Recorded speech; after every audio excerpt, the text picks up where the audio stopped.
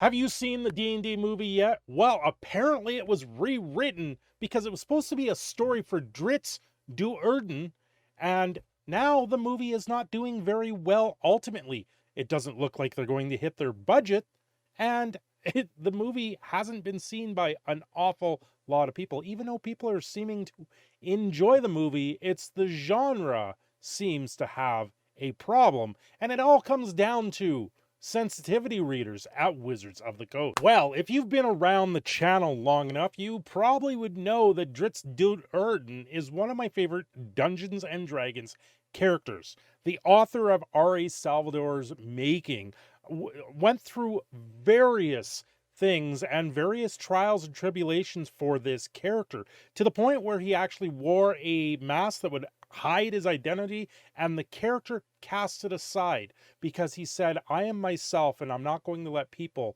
bully me because of the way I look. I thought it was a very good storytelling.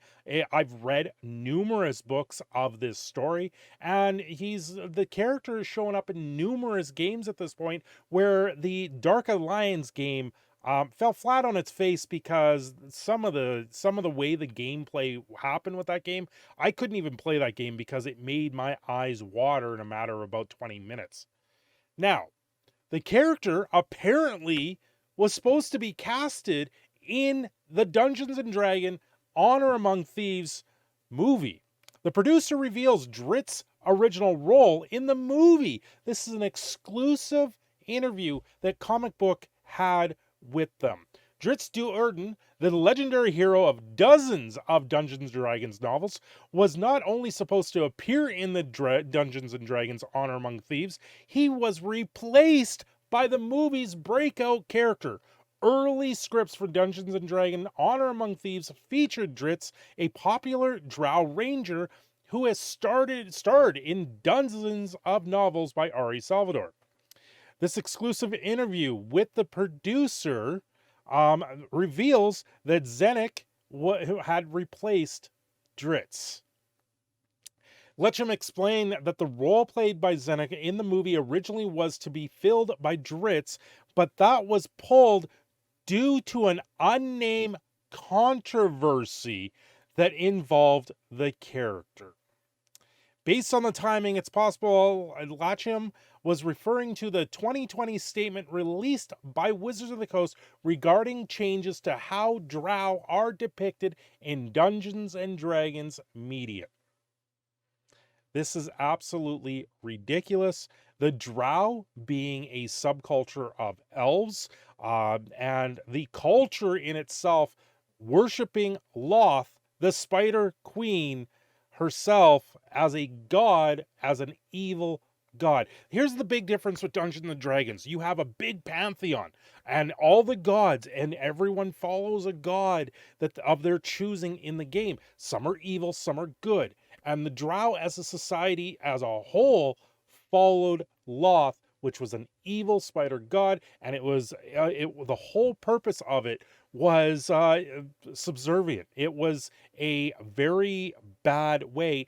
Now, Drizzt in himself actually casted all of that aside. He left Loth. He never followed Loth. I'm trying to remember. It was a different elven. It was an elven ranger god, good allying god, that he decided to go and follow, throwing everything out the window about his heritage and about who he, where he came from.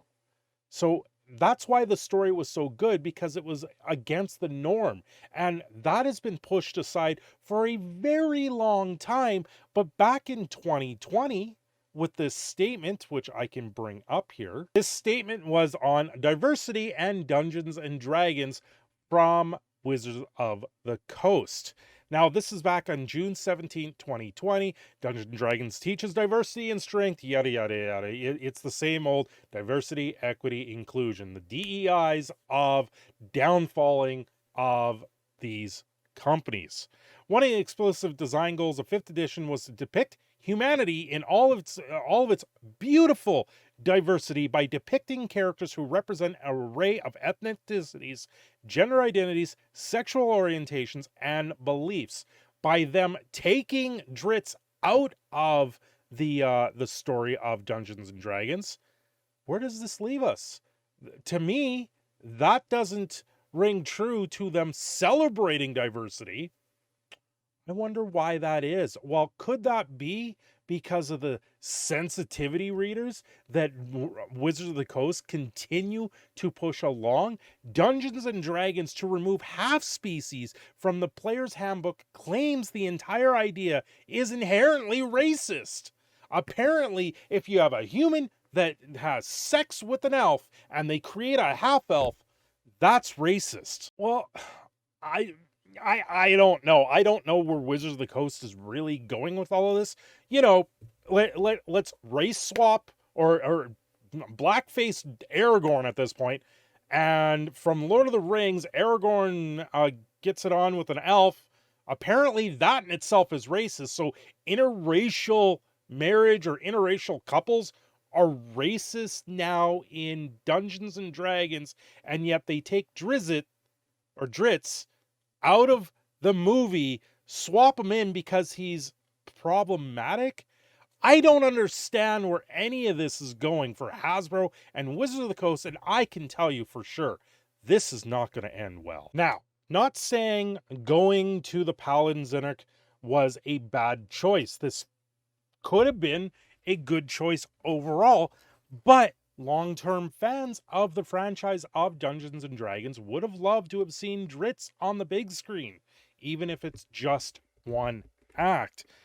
So where does this put us? Where does this lie? Is this a situation where Wizards of the Coast pulled what Star Wars did to Finn, where they took Finn off the cover for different markets because they needed the movie to do and perform better than it has?